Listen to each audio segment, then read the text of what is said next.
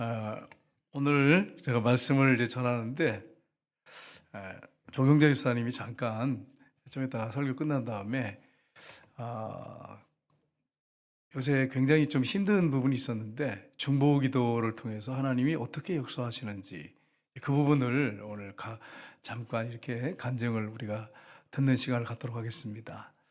이 성령님께서 하신 것으로 제가 믿고 그리고 이렇게 부탁을 드렸습니다. 여러분, 멜기세덱이라고 하는 사람이 이렇게 나오는데, 여러분, 멜기세덱 하면 창세기에 좀 나오거든요. 멜기세덱. 멜기세덱이라는 뜻이 뭐냐면, 사실은 이게 원어적으로 굉장히 난해야 돼, 해석하기가. 그런데 이거를 굳이 해석을 하면, 이 의로운 사람의 왕, 나의 왕은 의롭다, 이런 뜻이 있다고 말합니다. 그런데 그는 살렘왕이라 이렇게 되어 있습니다. 살렘왕은 이제 그 후에 이제 예루살렘에 이제 이스라엘의 그 국고 성이 되죠. 성이 되는데 예루살렘의 그 전에 창세기 아브라함 때 살렘이라고 불렀습니다. 이 살렘이란 말은 이 평화라는 뜻이 있습니다. 평강, 평화 이런 뜻이 있습니다. 그 살렘왕이요 지극히 높으신 하나님의 제사장으로 이렇게 오늘 말씀이 나오고 있습니다. 그가 승리하고 돌아오는 아브라함을 축복 기도해 주는 것을 우리가 말씀에서 볼 수가 있습니다. 아브라함은 그에게 11조를 드렸습니다. 그러니까 여러분, 그 당시에 교회도 없었어요. 교회가 있었으면 뭐 우리가 11조를 하나님 앞에 드리는 것은 당연한 건데 그 당시에 교회도 없었어요. 그냥 이 교회의 어떤 모임 회당도 그때 당시에는 없었어요. 아브라함 때는 단을 쌓아놓고 거기다 하나님 앞에 번제를 올려드리고 제사를 드렸거든요. 그런데 뜬금없이 아비멜렉이 나타났어요. 의의 왕이라고 하고 평강의 왕이라고 하는데 그에게 아브라함이 축복을 받고 11조를 드렸다 이렇게 됐습니다. 여러분, 밑에 사람이 아랫 사람을 축복하는 것은 예수님이 오신 다음에나 이게 가능했지 그전에는 이게 상상할 수 없는 거죠. 윗사람이 아랫사람을 축복하지 어떻게 아랫사람이 윗사람을 축복할 수 있겠어요? 말도 안 되잖아요. 그러니까 살렘왕은 하나님의 그 권위를 받았어요. 권세를 받았어요. 그래서 아브라함을 축복했어요. 우리 믿음의 조상이라고 하는 아브라함을 축복해 되셨어요. 그런데 이상한 것은 이 오늘 본문에 쭉 나오는데 이 멜기세덱은 족보가 없습니다. 족보도 없고 아버지도 어머니도 없고 깜짝 등장하는 인물이에요. 희한하지 않습니까? 여러분, 지금은 좀 그 족보를 안 따지죠. 그래서 여러분, 만약에 김씨다 그러면 무슨 파?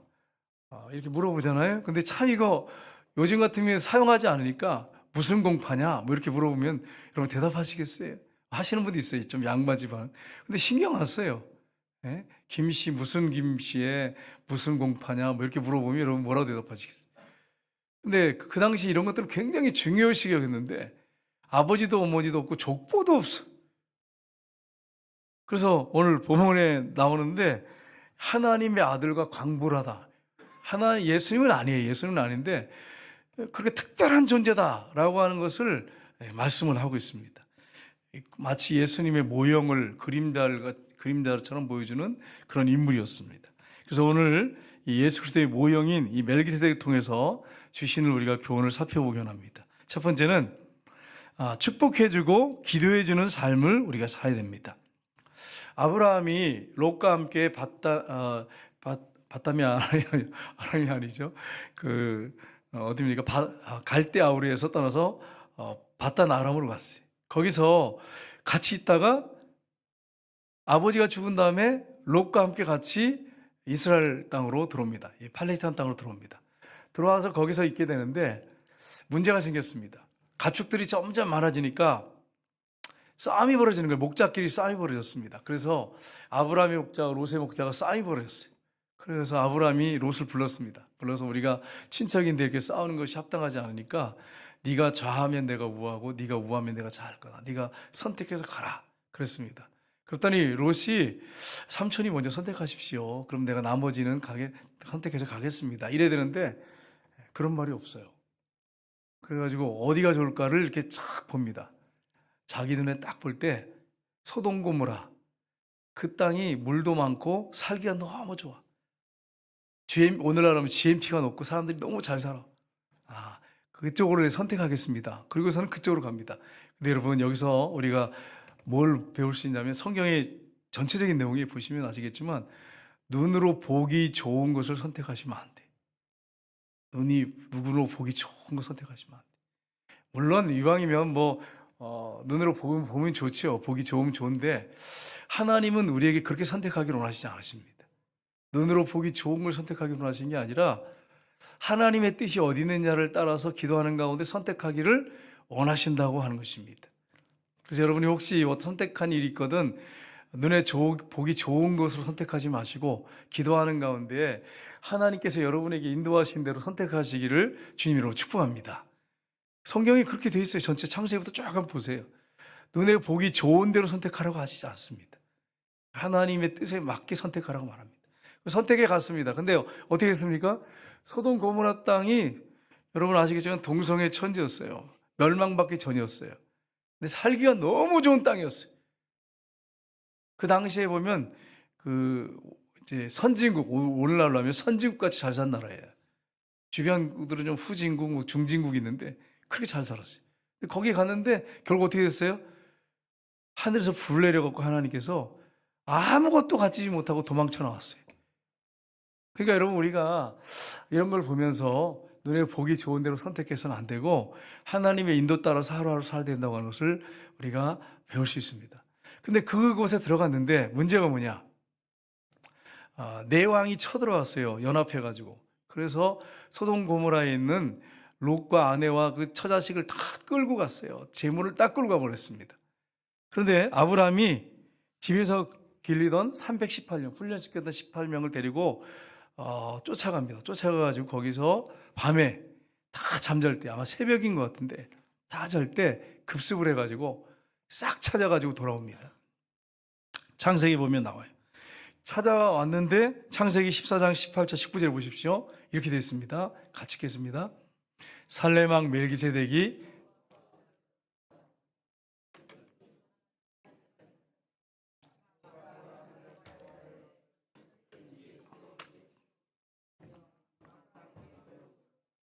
아멘.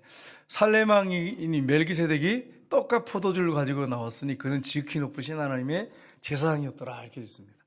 그래서 어떤 분이 이걸 해석하는데 뭐라고 하냐면 예수님의 모형이고 그림자니까 아마 성찬식 때 떡과 포도주로 아브라함을 섬긴 것 같다, 이렇게 해석하는 분이 있는데 뭐 틀렸다고 말하긴 좀 그래요. 그렇지만 분명한 것은 아브라함을 대접하기 위해서, 피곤에 지쳐있는 아브라함을 대접하기 위해서 떡과 포도주를 가지고 왔습니다. 근데 그는 지극히 높으신 하나님의 제사장이었더라. 그러면서 그가 아브라함에게 축복하기를 뭐라고 축복합니까? 천지의 주제이신 지극히 높으신 하나님이 아브라함에게 복을 주옵소서.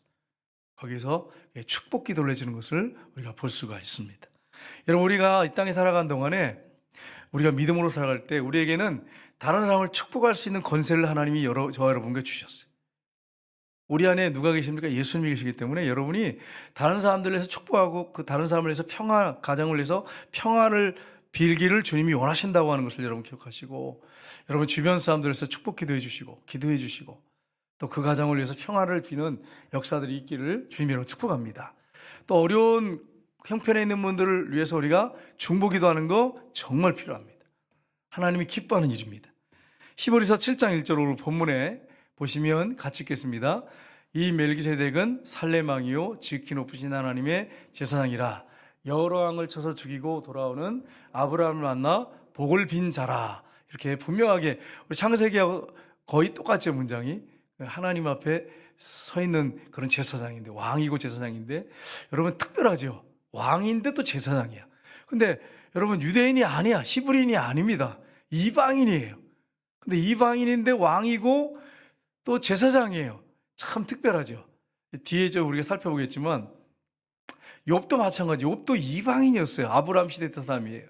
그런데 그가 얼마나 신실한 믿음의 사람입니까? 아브라함의 버금가는 어쩌면 더 좋을 수도 있죠. 거의 맞먹는 그런 믿음을 갖고 있었던 사람이 욥이었습니다. 욥. 로마서 12장 14절에 이렇게 되어 있습니다. 같이 읽겠습니다. 로마서 12장 14절.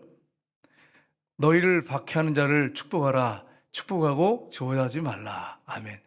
우리 믿는 사람들에게는 하나님께서 더 강한 말씀을 주셨어요. 아브라함이 승리하고 돌아와서 축복을 했는데 예수님을 구주로 믿는 우리는 어떻게 되느냐? 나를 박해하고 나를 힘들게 하는 사람을 축복해 주라고 말하고 있습니다. 이건 어떻게 보면 더 업그레이드 됐습니다. 더 강력한 것입니다. 그리고 절대로 저주하지 말아라. 축복하고 저주하지 마라. 왜 그렇습니까? 원수 갚는 것은 하나님의 손에 있기 때문입니다. 여러분, 절대 여러분 주변에 힘들게 하는 사람들에게 원수 갚지 말기를 주님으로 축복합니다. 여러분 중에 여러분 삶 속에 직장에서나 원수 갚을 사람이 있을 수 있어요. 절대로 여러분 원수 갚지 마세요. 왜냐하면 하나님이 안 기뻐합니다. 우리가 생각할 때는 목사님, 아니 나를 힘들게 하고 나를 괴롭힌 사람을 당연히 쫓아가서 복수를 해야지 어떻게 그냥 놔둡니까? 내버려 두래요. 내버려 두래. 복수 갚는 것은 하나님이 하신대. 우리가 할 일이 아니래. 여러분 가운데, 우리 가운데 우리는 지금은 안 그럴 거예요. 어떤 사람이 끼어들기를 막 갑자기 했다든지 아니면 막 왔다 갔다 이렇게 하면서 날 힘들게 한다든지 그러면 여러분 어떻게 하시겠어요? 쫓아가가지고 막 몇 킬로 쫓아가가지고 그 사람 창문 내리고 막 그냥 소리 지르고 막 그럴 수 있잖아요. 네. 믿는 사람들 중에서 그런 분도 있대요. 이제 서울에 있을 때 누구라고 얘기하지 않겠습니다. 그분이 그냥 자기를 힘들게 해가 쫓아가서 골목골목 들어가가지고 나중에 가서 딱 보니까 부목사님이더래요. 그래가지고 말도 못했다고. 이제 이제 서울에는 자가용을 많이 타잖아요. 부목사님들이 이제 이 베스타 이런 걸 쓰는 게 아니고 그 당시 베스타고 그랬잖아요. 예, 근데 쫓아가 보니까 부목사님이었더래. 그래가지고 말도 못하고 끝냈다 이렇게 하는데 여러분. 쫓아가가지고 막 창문 내려가지고 욕을 하고 삿대질하고 막 같이 욕하고 싸우고 그냥 심지어는 요즘에 여러분 유튜브 같은 데 보시면 야구방망이 뒤에 실어놓고 그래갔다가 막 좀 힘들게 하면 그걸 또 들고 나와가지고 또 휘두르는 사람이 있어요. 참 여러분 예수 믿는 사람들은 절대 그렇게 하지 말라고. 절대 그렇게 하지 말라고. 원수 갚는 것은 내게 했으니까 내가 갚으리라. 절대로 예수 믿는 사람들은 원수 갚으시면 안 됩니다. 제가 이렇게 설교하는데 여기 반론을 제기할 분들은 끝나고 나서 얘기해요. 저한테. 하나님이 하지 말라고 하는데 내가 굳이 가가지고 왜 그 원수를 내가 갚느냔 말이에요. 원수 갚는 것은 내게 있으니 너희는 원수 갚지 말아라. 이렇게 분명히 말하고 있습니다. 그 원수를 위해서 축복하고 그를 위해서 기도해줘라. 이렇게 말씀하셨어요. 그러니까 여러분 우리가 예수님을 정말 주님으로 왕으로 모시고 살아간다면 우리가 해야 할 일이 그 일이에요. 근데 만약에 그렇게 하지 않고 목사님 어떻게 그렇게 할 수 있습니까? 내가 반드시 저놈을 내가 복수해야 됩니다. 이렇게 각오하신다면 여러분 말씀대로 안 살아가는 사람이 정말 예수님이 여러분 안에 계신데 예수님께 순종하지 않는 사람이 불순종하는 사람들이. 그러니까 여러분 이런 사실 알고 주변의 직장이나 아니면 어떤 여러분 회사나 어디서 여러분 힘들게 하는 사람이 있으면 절대로 복수하지 말고 또 이제 학생들이 있으면 학교에 가서 절대로 여러분 복수하시면 안 돼요. 하나님이 하지 말라고 말씀하셨어요. 저도 참 감사해요. 복수하지는 않았어요. 지금까지 가만히 생각해 보니까 몰라. 하나님께 생각나게 하시면 회개해야겠죠. 근데 지금까지 복수해 본 적은 없는 것 같아요. 당하기는 좀 했지만 복수하고 마음이 아프니까 그걸 뭐 누구한테 얘기하고 이런 건 해봤지만 뭐 그걸 막 복수하고 그러진 않았어요. 참 감사해요. 혹시 이 중에 복수하고 그런 분들이 계시면 하나님 앞에 그 부분을 놓고 한번 진지하게 기도해 보세요. 하나님 뜻이 아닙니다. 축복해 주라고 하고 있어요. 사도 바울이 복음 증거할 때 얼마나 많은 사람이 핍박을 했습니까? 힘들게 했습니까? 고린도전서 4장 12절 보세요. 같이 읽겠습니다. 또 수고하여 친히 손으로 일을 하며 모욕을 당한 즉 축복하고 박해를 받은 즉 참고. 아멘. 사도 바울이 만약에 부활하신 예수님을 안 만났다면 예루살렘에서 떵떵거리고 잘 살 사람이 존경받으면서 대우받으면서 살았어요. 대접받으면서. 근데 예수님 만났어요. 부활하신 예수를 만났어요. 이거 안전하고 어떻게 해요? 그래서 가슴이 뜨거워가지고 생명을 걸고 결혼도 하지 않고 복음을 증거하다가 모욕도 당하고 매도 맞고 그러는데 모욕을 당해도 축복해 줬어요. 예수 믿는 사람들은 모욕을 당할 때 축복하셔야 돼요. 남편이 나를 모욕하면 축복해 주셔야 돼요. 아내가 나를 모욕하면 축복해 줘야 돼요. 여러분 배우자끼리도 이렇게 해야 됩니다. 여러분 그걸 하셔야 돼요. 남편이 뭐 좀 소리 질렀다고 아내가 소리 질렀다고 똑같이 소리 지르고 막 같이 싸우고 그러면 하나님이 기뻐하지 않습니다. 여러분, 남편이 아내가 나를 힘들게 하고 모욕을 주거든 남편과 아내를 축복하시는 여러분 되시기를 주님으로 축복합니다. 근데 이게 쉽지 않잖아요. 아내가 톤이 이렇게 올라가면 미 그러면 소울 막 이렇게 올라가잖아. 그래서 막 집안이 시끄럽잖아. 그냥 동네 시끄럽잖아. 여러분 제발 목소리 올리지 마세요. 왜냐하면 모욕하고 날 힘들게 해도 대항하지 말고 싸우지 말고 그를 축복하라 그러잖아요. 만약에 남편이 날 좀 힘들게 해요. 그런데 여보 내가 당신을 축복합니다. 당신을 사랑합니다. 그러면 끝날 일이야. 막 속에서 화가 나지만 주님 말씀하셨으니까 순종하겠습니다. 그리고 내가 당신을 사랑합니다. 그리고 축복합니다. 그리고 칭찬할 걸 해주고 그러면 끝날 일인데 그거 가지고 막 소리 지르면 여성들 소리가 여러분 아시잖아요. 날카로워가지고 그게 여러분 그 가슴을 팍팍 파고드는 말을 해요. 여성들 목소리가 그렇습니다. 그러니까 소울 이상은 될 수 있으면 집에서 올리지 마. 도레미파 소울. 거기 이상 올라가면 이게 싸우는 톤으로 돼버려요. 그래서 여러분이 좀 소리를 낮춰가지고 아내한테나 남편한테도 말을 여러분 조심하시고 높은 그렇게 막 올리지 마세요. 여러분 하나님이 안 기뻐해요. 모욕하는 사람을 축복하라고 말씀하셨어요. 우리가 축복하고 다른 사람들에서 기도해야 됩니다. 여러분 성경에 보면 그 막 모욕을 하잖아요. 누가 모욕했습니까? 아수르 왕이 쳐들어가지고 막 편지 장물 써가지고 막 모욕을 하면서 너희들의 그 대변을 먹고 막 그러면서 막 모욕을 하잖아요. 막 모욕하는 편지를 써가지고 보냈어요. 근데 그것을 딱 들고 여러분 이스라엘 왕이 올라갑니다. 히스기야 왕이 올라갑니다. 성전에 올라갑니다. 그리고 막 욕하고 그런 게 아니라 하나님 앞에 펴놓고 하나님 보십시오. 이렇게 모도하는데 하나님 이거 보십시오. 이 내용을 좀 보십시오. 간절히 막 기도를 해. 간절히 기도했습니다. 어떤 일이 벌어졌습니까? 그날 저녁에 하나님이 천사를 보내가지고 18만 5천 명을 쳐 죽였어요. 싹 송장이 됐어요. 그냥 그날 저녁에. 그래가지고 아수르 왕이 도망을 쳤어요. 그리고 자기 나라로 도망을 쳤어요. 몇 명 데리고 도망을 쳤어. 그래가지고 자기 신전에 엎드렸는데 신하들이 그 아들들이 와서 왕자리 노렸던 아들이 아버지를 죽여버렸어요. 성경에 나오잖아요, 여러분. 그러니까 여러분 보세요. 히스기야가 막 그렇게 막 모욕했을 때 같이 성위에서 막 욕을 하고 이게 크리스찬으로서 하나님 백성으로서 합당하지 않잖아요. 막 욕을 하고 그랬으면 얼마나 품이 떨어져요. 이게 품격이 떨어지잖아요. 근데 그 편지를 들고 가서 하나님 보세요 이러면서 편지를 펴놓고 하나님 앞에 기도하니까 하나님께서 그 기도를 받으시고 그냥 그날 저녁에 그냥 복수해버리시잖아요. 복수해버리시잖아요. 그러니까 여러분 또 그렇다고 여러분 또 이런 마음 먹으면 안 돼. 아 그렇구나. 하나님 복수해 주니까 내가 가가지고 그 사람을 갖다가 하나님께서 좀 쳐달라고 그렇게 기도해야지. 그러라는 거 아니에요. 오해하시면 안 돼요. 하나님 저 영혼 불쌍히 여겨주세요. 저 영혼 구원받게 해주세요. 이러라는 말이지 막 하나님 그냥 놔두시면 안 됩니다. 그냥 완전히 박살을 내버리셔야 됩니다. 이렇게 하시면 안 돼요, 여러분. 물론 하나님이 봐가지고 그럴 만한 사람이라면 그렇게 하시겠죠. 끝장을 보시겠지만 그 영혼 지옥 가면 얼마나 불쌍합니까, 여러분. 그 생각하면 여러분 안타까운 마음을 가지고 하나님 올려드립니다. 날 너무 힘들게 하는데 이 영혼 불쌍히 여기서 구원해 주십시오. 이렇게 하면 하나님이 구원할 사람은 구원하시지만 도저히 대먹지 않고 안 되겠다 그러면 하나님이 치신단 말이에요. 그 영혼을 불쌍히 여기는 마음을 여러분 가지셔야 돼. 여러분 만약에 하나님이 여러분 기도를 받으시는데 기도하러 딱 올라가지고 막 저주를 팍 퍼붓고 막 죽여달라고 그러고 저 사람을 막 미워 죽겠다고 막 이러면서 기도하고 있으면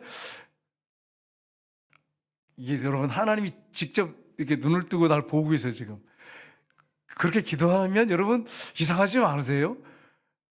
안 들으니까 혹시 하나님 기도하라고 했으니까 안 들으시고 그냥 기도하라고 했으니까 하면 그렇게 하겠는데 아주 그냥 하나님께서 생생한 눈으로 그냥 새파랗게 눈 뜨시고 보시고 딱 내 기도를 듣고 계신다고 생각했을 때 그게 여러분 쉽냐고 뭐 그게 쉽지 않잖아요. 그러니까 여러분 우리가 이런 부분을 하나님 앞에 나가서 하나님께 기도할 때 여러분 하나님 다 들으신단 말이에요. 인격 대 인격이 만나 기도하는 거란 말이에요. 하나님 앞에. 그걸 여러분이 기억하시고 오히려 원수를 축복하고 하나님 앞에 기도할 때 하나님께서 다 아십니다.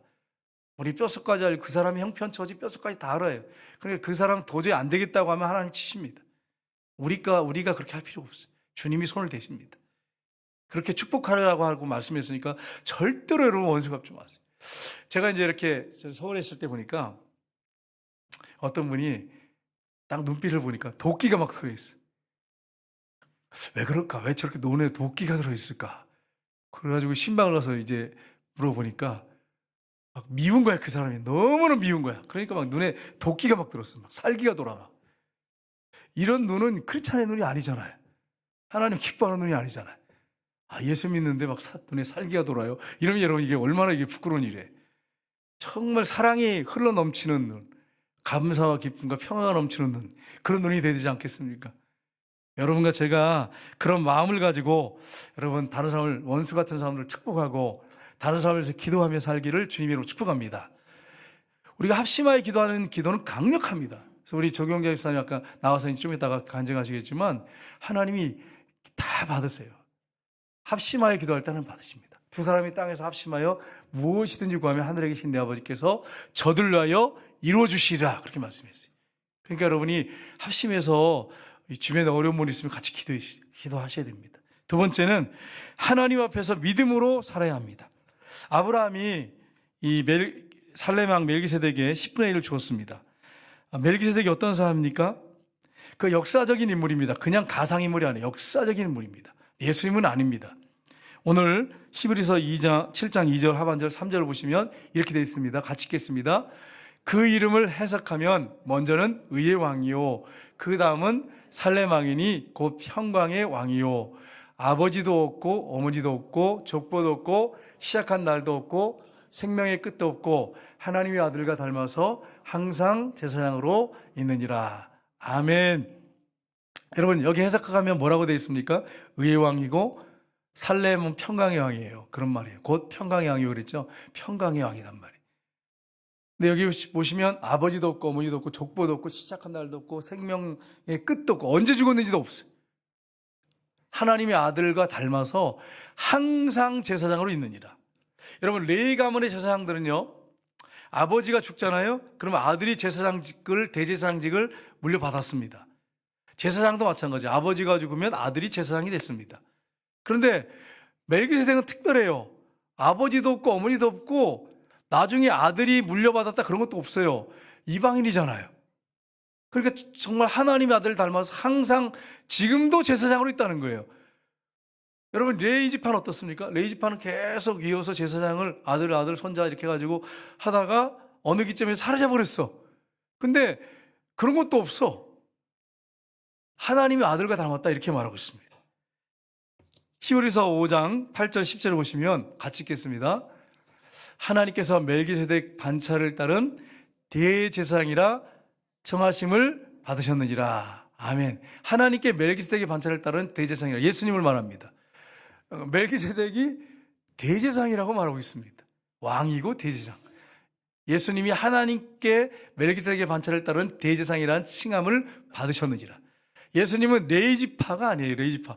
예수님은 어느 지파에서 태어나셨습니까, 여러분? 유다 지파예요. 제사장이 될 수가 없어요. 근데 예수님은 제사장이 왕이요 선지자인데, 그러면 레위 지파가 되려면 지파가 있어야 되잖아요. 예. 오늘 본문에 멜기세덱의 반차를, 지파를 따르는 그런 제사장이다 이렇게 되어 있습니다. 대제사장이다 이렇게 말하고 있습니다. 여러분 히브리서 11장 6절 보세요. 거기 보시면 이렇게 되어 있습니다. 같이 읽겠습니다. 믿음이 없이는 하나님을 기쁘시게 하지 못하나니 하나님께 나아간 자는 반드시 그가 계신 것과 또한 그가 자기를 찾는 자들에게 상 주시심을 믿어야 할지니라. 아멘. 멜기세덱은 이방인입니다. 근데 얼마나 믿음이 좋았던지 하나님을 기쁘시게 해드리고 왕이고 대제사장이었어요. 하나님이 인정하는 대제사장이었어요. 족보는 없지만. 그러니까 믿음으로 그렇게 하나님이 그 당시에도 이방인을 받으셨습니다. 우리 한번 지도를 한번 볼까요? 지도를 보시면 예루살렘이죠. 저기 살렘왕 멜기세덱이라고 하는데 예루살렘이 있었어요. 근데 이방인이었어요. 여러분 예루살렘은 언제 정복되냐면 다윗 때 정복돼 가지고 수도성으로 정해집니다. 그러면 여러분 아브라함 이후에 모세가 아브라함이 BC 2000년이에요. 그러면요 모세는요 BC 1500년이에요. 그 다음에 다윗은요 BC 1000년이에요. 1000년. 그러니까 1000년 후에 나중에 예루살렘이 세워집니다. 1000년 후에. 그런데 놀랍잖아요. 그가 이방인데 이렇게 믿음이 정말 신실한 사람으로 하나님께서 제사장으로 인정받는 왕인 멜기세덱이 있었어요. 그 밑에 한번 볼까요? 예루살렘 밑으로 쭉 내려오시면 사해바다 밑에 뭐가 있습니까? 우수가 있죠. 우수 땅에 누가 살았습니까? 욥이 살았어요. 아브라함 때에 멜기세덱 제사장도 있었지만 우수 땅에 욥이 아브라함 때에 살았어요. 아브라함 때. 같은 그 때예요. 2000년, BC 2000년 때예요. 그 여러분 보세요. 욥은 히브리인이 아니에요. 그런데 이방인입니다. 근데 하나님이 얼마나 아브라함이 아니고 욥을 칭찬했는지 사단 앞에서 칭찬을 했어요. 사단이 이렇게 세상을 두루 다니고 왔을 때 하나님 앞에 왔을 때 하나님이 뭐라고 합니까? 아브라함을 칭찬하지 않으셨어요. 물론 하나님이 아브라함 인정하고 칭찬하시고 계셨지만 누구를 칭찬했습니까? 욥을 칭찬했어요. 야, 그럼 얼마나 인정받는 사람이었으면 하나님이 아브라함을 칭찬한 게 아니고 동시대 사람인데 이방인인 욥을 칭찬하셨어요. 뭐라고 합니까? 네가 어디 갔다 왔느냐? 세상을 두루 다녀왔습니다. 이러니까 뭐라고 하나님 말씀하세요? 네가 우수 땅에 욥을 봤느냐? 그처럼 순전하고 의롭고 정직하고 그런 자를 본 적이 없느니라. 이렇게 말씀하세요. 여러분 이 말씀을 잘 여러분과 제가 기억했으면 좋겠어요. 만약에 하나님 앞에 사단이 이제 갔을 때 하나님 성정교회에 하나님께서 갔는데 하나님께서 성정교회에 아무개 장로를 유입해 받느냐 이렇게 말씀하신다면 이게 얼마나 영광스럽겠습니다. 이렇게 또 얘기하면 목사님 시험 받을까 봐 두려워요. 나 못하겠어요. 욥 안 됐으면 좋겠어요. 이렇게 하면 할 말 없어요. 근데 다 그렇게 하는 건 아니에요. 하나님이 욥을 통해서 하나님께서 인내하는 자에게 얼마나 큰 축복을 주는지, 믿음을 끝까지 포기하지 않고 버리지 않고 지키는 자에게 얼마나 큰 복을 주는지를 확실하게 보여주기 위해서 그런 거예요. 여러분 이렇게 칭찬을 했는데 저와 여러분이 이 욥처럼 이렇게 하나님이 칭찬하는 사람이 됐으면 좋겠어요. 근데 사단이 와가지고 하나님 그 아무개 권사 성전교회 다니는 그 나이론 그 권사 아십니까? 이러면 이거 얼마나 수치스러워요. 얼마나 수치스러워. 여러분과 제가 거기에 안 들어갔으면 좋겠어요. 얼굴 색깔들이 좀 변하는데 여러분과 제가 정말 하나님 칭찬하는 그런 사람들이 되시기를 주님으로 축복합니다. 여러분 욥을 보세요. 이방인입니다. 근데 얼마나 믿음이 좋은지요. 하루아침에 10명의 자녀를 다 잃었어요. 10명의 자녀. 1명이나 2명의 자녀를 교통사고 이러도 정말 이거 평생 못 잊을 일인데 10명의 자녀가 큰 아들집에 가서 생일잔치 하는데 동풍이 불어가지고 집이 무너져가지고 다 10명이 즉사했어요. 10명이 즉사했어요. 거기다가 어떤 일이 벌어졌습니까? 그 많던 큰 부자였는데 하루아침에 그냥 불이 나고 막 쳐들어와서 끌고 가고 해서 완전히 거지가 되어버렸어요. 거기다 머리부터 발끝까지 악창이 나가지고 이 돌로 막 몸을 긁어요. 막 피고름이 생기고 막 구더기가 몸에 덮였어요. 구더기가. 7일 동안 친구들이 와서 같이 앉아서 울다가 그걸 보고서 계속 욥을 처음에는요. 욥이 그런 사람이 아닌데 왜 이런 일이 당하지? 그러면서 옆에서 위로하러 왔어요. 위로하러. 그리고 난 7일 지켜보니까 이거는 사람이 아니야 정말. 비참해. 이거 보니까 어떻게 하면 정죄하기 시작해. 정죄하기. 욥 네가 숨겨놓은 죄가 있나 보구나. 그러면서 혹시 너 마음에 숨겨놓은 죄 있느냐? 네 자녀들 죄 지은 거 아니냐? 네 아내. 그러면서 막 죄 정죄하기 시작합니다. 여러분 어떤 사람이 우리 교회 안에서 어려움을 당하거든 절대로 여러분이 뒤에서 욕하고 손가락질하고 비난하시면 안 됩니다. 하나님만 아세요. 하나님만 아세요. 하나님하고 그 사람만 알지 여러분이 함부로 입을 대시면 안 돼. 죄 짓는 큰 죄를 짓는 거예요. 나중에 보세요. 하나님이 막 욥의 친구들을 얼마나 책망하셨어요. 위로하는 친구들 막 책망을 하셨어요. 그리고 욥한테 가서 너희들 사과하라고 하고 욥이 제사를 드려주면 용서해 주겠다고 말씀하셨어요. 욥의 친구들 위로하러 왔다고 완전히 그냥 하나님 앞에 되게 혼났어요. 욥의 친구들이. 근데 여러분 보세요. 그래가지고 완전히 거지가 돼가지고 아내가 뭐라고 합니까? 와가지고 하나님을 저주하고 죽으라고 그랬어요. 우리 교회 권사님들 그런 분이 한 분도 없을 줄 압니다. 그런데 세상에 그래 세상에 남편이 그렇게 고통을 당하니까 하나님을 당신 믿느냐고 하나님 저주하고 죽으라고 막 이렇게 했어요. 근데 제가 이렇게 봐도 너무 끔찍하니까 야 그럴 수도 있겠다 너무 끔찍하니까. 근데 여러분 보세요. 욥이 그 믿음을 버렸습니까? 안 버렸습니까? 하나님을 끝까지 신뢰했어요. 물론 그가 말로 실수한 건 있어요. 근데 끝까지 하나님을 믿는 믿음을 포기하지 않고 하나님을 신뢰했어요. 하나님 살아계신 걸 인정했어요. 그리고 나중에 하나님이 나타나셔가지고 욥을 칭찬하시면서, 책망도 하셨지만 칭찬하시면서 욥에게 복을 2배나 주시지 않았습니까? 그러니까 여러분, 혹시 여러분 가정 가운데 큰 어려움과 환난이 왔을 때 끝까지 믿음 버리지 말고 지키셔야 돼. 하나님 앞에 여러분의 끝까지 그 믿음을 지키고 믿음으로 사셔야 돼. 상준신심을 믿어야 됩니다. 여러분을 하나님께서 기도를 들어주신 걸 믿으셔야 돼. 보상하실 걸 믿으셔야 돼. 꼭 그렇게 우리가 받으려고만 믿는 건 아니에요, 여러분. 그건 아니죠. 우리가 이미 받은 게 너무 크죠. 그러나 끝까지 우리가 믿음을 지키면 하나님이 그렇게 주신다고 했으니까 감사한 일 아니겠어요? 보세요. 아브라함 동시대에 이방인들이 아브라함보다 믿음 좋은 사람들이 있었어요. 살레망, 멜기세덱, 욥이 있었어요. 이제 목사님들 모이잖아요. 그러면 이제 가끔 얘기하다 보면, 나 4대인데, 난 외가 쪽에 4대인데, 뭐 친가 쪽에 4대인데, 뭐 5대도 있어요. 5대도 있어. 그러니까 이제 당대의 목사된 목사님은 명함도 못 내밀어. 그래가지고 저도 외가 쪽으로 4대예요. 그러니까 여러분, 저도 그러니까 명함 내밀만 하잖아요, 그죠? 외가 쪽으로 4대야.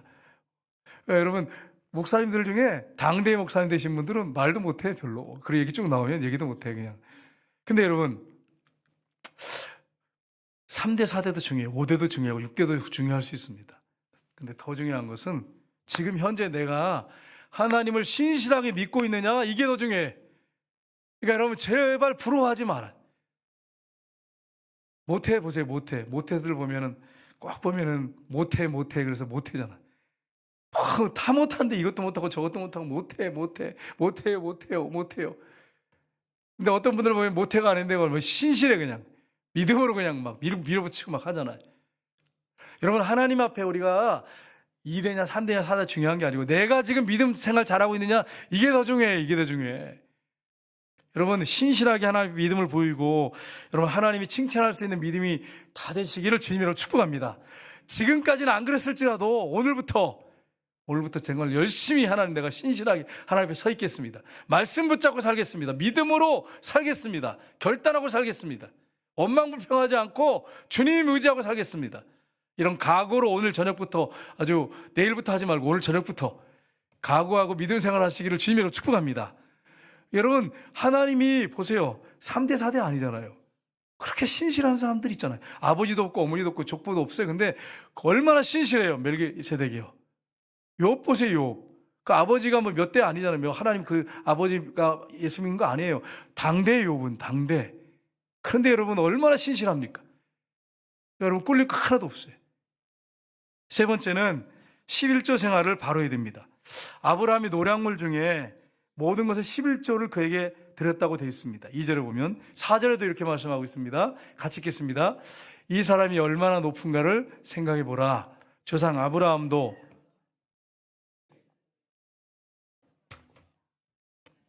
아브라함이 11조를 그에게 줬다는 것입니다. 여러분, 히브리서 7장 6절, 9절, 10절 한번 볼까요? 같이 읽겠습니다.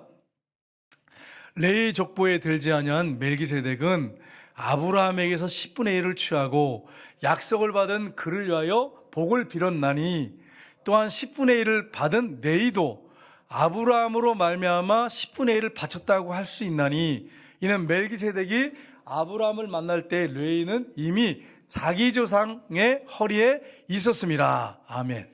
여러분, 아브라함으로부터 모세까지가 500년 후라고 제가 말씀드렸죠. 아브라함 2000년이고요. 그 다음에 모세가 1500년이에요. 율법을 받았습니다. 근데 보세요. 레위인들이 그때 이제 레위 율법을 받으면서 제사장 역할을 감당했단 말이에요. 500년 후에. 그러면 아브라함의 허리에 누가 있었어요? 레위가 있었어요. 레위 후손들이 있었어요. 그러니까 레위 후손들도 아브라함이 11조를 바칠 때 레위 후손들 다 11조를 하나님 앞에 바쳤다는 거예요. 그 얘기를 지금 하고 있어요. 아브라함의 후손이니까. 아브라함의 그 후손 중에 레위가 있잖아요. 야곱의 아들 중에 셋째 아들이 레위입니다. 그 제사장 가문이잖아요. 레위 지파잖아요. 그 사람들도 아브라함의 허리에 있었단 말이에요. 그래서 그들도 하나님 앞에 11조를 드렸다고 하는 것을 말씀하고 있습니다. 그러니까 율법이 아브라함이 2000년이면 1500년 후에 1500년에 율법을 받았단 말이에요. 율법. 그때 11조가 율법화됐어요. 그런데 여러분 11조는 율법이 아닙니다. 오늘날 보면 많은 목사님들이 설교를 잘못하는 게 11조를 율법이라고 자꾸 해가지고 성도들이 막 헷갈려가지고 막 아주 그냥 빌미가 좋잖아요. 율법이니까 11조 할 필요 없다. 여러분 11조는 율법 때 주어진 게 아니고 이미 주어졌어요. 이미. 아브라함이 보세요. 아브라함이 믿음으로 의롭다 받은 것이 창세기 15장에 나오죠. 근데 할례는 그 다음에 받았단 말이에요.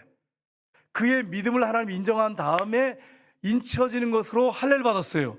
그러니까 여러분 사실은 그 믿음으로 구원받았단 말이에요. 할례 받아서 구원받은 게 아니고 세례로 구원받는 게 아니에요. 믿음으로 구원받는 거예요. 그걸 잘 보여주죠. 마찬가지예요, 여러분. 11조는 율법이 아닙니다. 하나님께 이미 율법 전에 하나님 앞에 믿음으로 자신을 드리는 게 11조입니다. 그 11조 생활하시면 반드시 우리가 발휘하지 않으면 안 됩니다. 그래서 성경에 보면 11조를 드리라고 되어 있는데 말라기서에 보면 이렇게 말씀하고 있습니다. 같이 읽겠습니다. 말라기서에 사람이 어찌 하나님의 것을 도둑질하겠느냐. 같이 읽겠습니다. 그러나 너희는 나의 것을 도둑질하고도 말하기를 우리가 어떻게 주의 것을 도둑질하였나이까 하는도다. 이는 곧 11조와 봉헌물이라. 너희 곧 온 나라가 나의 것을 도둑질하였으므로 너희가 저주를 받았느니라. 만군의 여호와가 이르노라. 너희의 온전한 11조를 창고에 들여 나의 집에 양식이 있게 하고 그것으로 나를 시험하여 내가 하늘 문을 열고 너희에게 복을 쌓을 곳이 없도록 붙지 아니하나 보라. 아멘. 율법이 아니에요. 하나님 앞에 믿음으로 자신을 드리는 거예요. 모든 물질이 하나님 거라고 인정하고 드리는 거예요. 그래서 하나님이 다른 때 이렇게 표현 안 했어요. 11조를 하지 않은 것은 도둑질했다고 말씀해요. 하나님의 것을 도둑질했대. 하나님의 것을. 사람의 것이 아니에요. 하나님의 것을 도둑질했대요. 율법이 아니란 말이에요. 믿음으로 자신을 드리는 거고, 그 다음에 자신의 그 물질이 하나님께로부터 왔다고 하는 걸 인정하는 것입니다.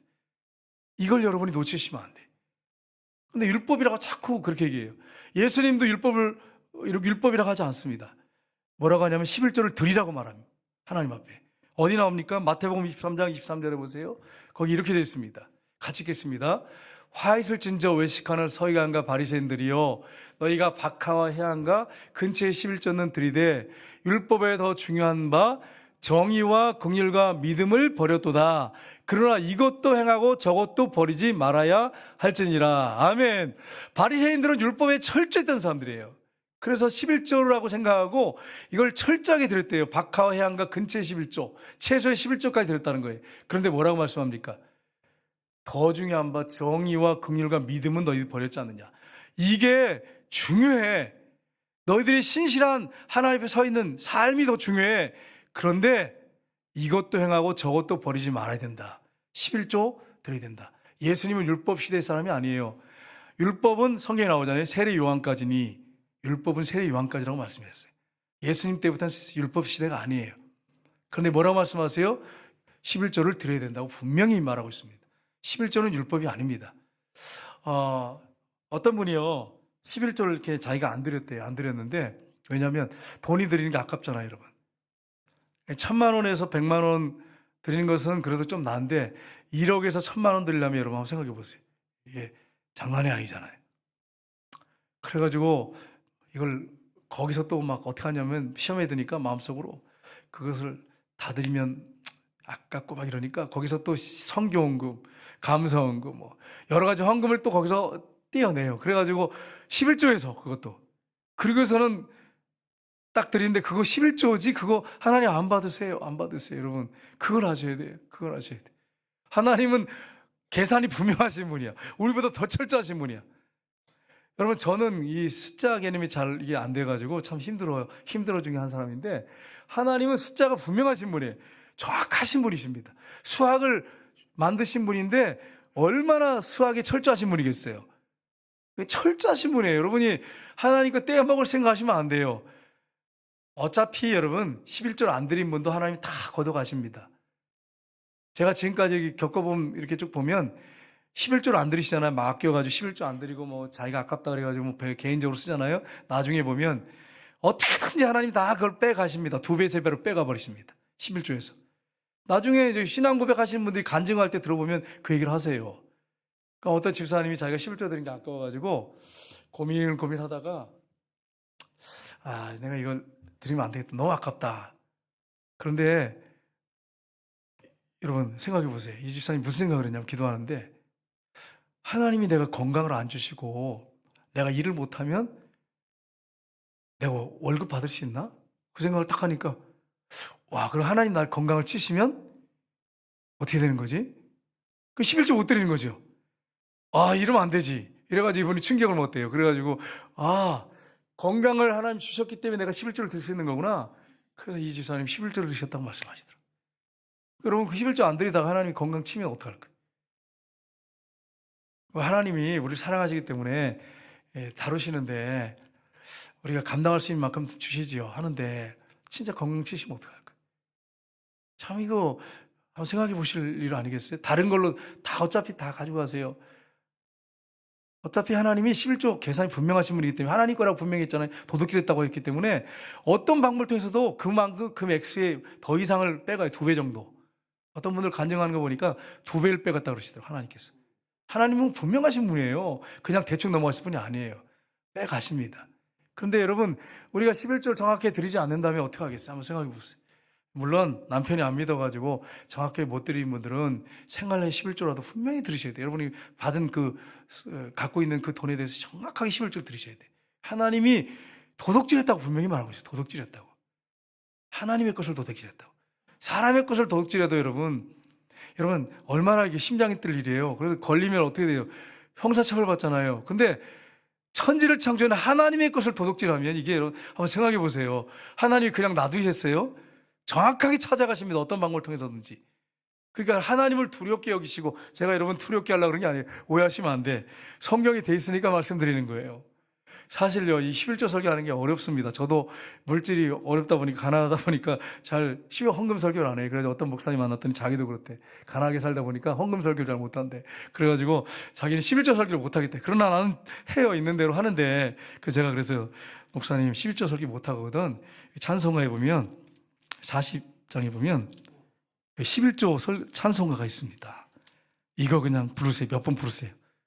그러면 정 못하겠거든. 이걸 부르세요. 이랬어요. 그랬더니 그런 찬송이 다 있냐고 그러더라고. 그래서 있다고 여기 성경에 보라고. 찬송이 있다고. 여기 있어요, 여러분. 11조 바칩니다. 1절부터 4절까지 11조 바칩니다가 계속 반복돼. 하나님 주시는 그 은혜 보답하기 위해서 내가 11조 드립니다. 하나님이 언약하신 그대로 넘치도록 복을 내려주시고 마른 땅에 담비 내리시니 11조 바칩니다. 11조 바칩니다. 계속 1절부터 4절까지 계속 11조 바칩니다. 이 찬송가 몇 번 부르면 된다 그랬어요. 그랬더니 목사님은 이 천사가 그렇게 오래 신앙생활 모태 신앙인데도 이 천사가 있는지도 몰랐대. 저도 잘 몰랐어요. 몰랐는데 예전에 어떤 목사님이 이걸 부르시더라고요. 그래서 내가 깜짝 놀라서 나도 몰랐어요. 그때 이런 찬송가가 있었어? 이래가지고 49장 찬송가 49장. 여러분 11조를 여러분 부담스럽게 생각하시는 분들은 이거 49장을 한 3-4번 부르고 그리고 오셔가지고 11조 드리셔야 돼요. 하나님이 기뻐 받으시는 거예요. 오늘 설교는 저 여기까지 하겠습니다. 우리가 하나님께 받은 은혜가 너무 크잖아요. 이렇게 11조 바칠 게 아니라 하나님의 은혜가 너무 감사해요. 하나님 사랑해요. 그렇게 해서 바치셔야 돼. 막 짜내듯이 하는 게 아니잖아. 헌금은 감사해서 바쳐야지. 받은 은혜가 얼마나 큰데. 그래서 여러분이 이 사실을 기억하고 받은 은혜 감사하면서 우리가 하나님 앞에 드리는 저와 여러분 되시기를 주님으로 축복합니다. 시간에 우리 조경자 집사님 나오셔서